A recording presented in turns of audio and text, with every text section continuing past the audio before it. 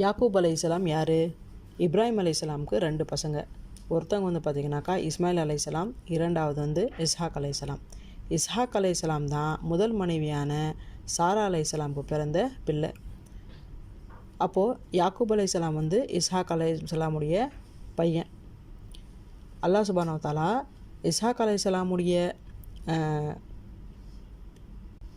வாரிசுகளில் நான் வந்து தொடர்ந்து நிறைய நபிமார்களை அனுப்புவேன் அப்படின்றத வாக்களிச்சிருந்தான். அதே மாதிரி வழங்கவும் செஞ்சான். இந்த பக்கம் இஸ்மாயில் அலைஹிஸ்ஸலாமுக்கு அப்புறம் பார்த்திங்கனாக்கா அடுத்த நபியாக அந்த லைனில் வந்தது யாருன்னாக்கா நம்முடைய இறை தூதர், கடைசி இறை தூதர் முஹம்மது நபி ஸல்லல்லாஹு அலைஹி வஸல்லம் அவர்கள். இப்போது அத்தாட்சிக்கு வருவோம்.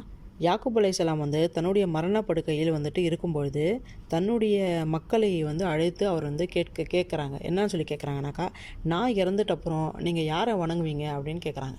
அதுக்கு அந்த மக்கள், நீங்கள் வணங்கிய இறைவனும் உங்களுடைய மூதாதையரான இப்ராஹிம் அலைஹிஸ்ஸலாமும் இஸ்மாயில் அலைஹிஸ்ஸலாமும் இஸ்ஹாக் அலைஹிஸ்ஸலாமும் ஆகிய இவர் மூவரும் வந்து யாரை வணங்கினார்களோ அந்த ஏக இறைவனை தான் நாங்களும் வணங்குவோம் அப்படின்றத அவங்க வந்து உறுதிப்படுத்துகிறாங்க.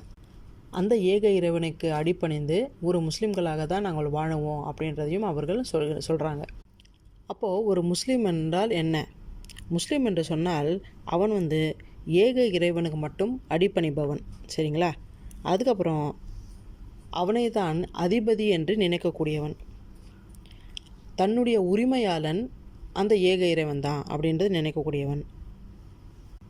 தனக்கு ஆணை தரக்கூடியவனும் அவன் தான். அதாவது நீ என்ன செய்யணும், என்ன செய்யக்கூடாது, இது சொல்லக்கூடிய அதிகாரம் இருக்கக்கூடியவன் அந்த ஏக இறைவன் அப்படின்னு நம்பக்கூடியவன் தான் ஒரு முஸ்லீம்.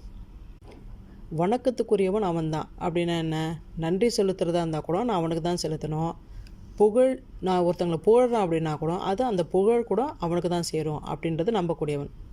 ஆக இப்படிப்பட்ட இறைவனுக்கு தன்னுடைய வாழ்க்கையை முழுமையாக அந்த ஏக இறைவனிடம் ஒப்படைத்து அவன் காட்டிய அந்த வழிகாட்டலை வைத்து தன்னுடைய வாழ்க்கையை வாழுபவன் தான் ஒரு முஸ்லீம்.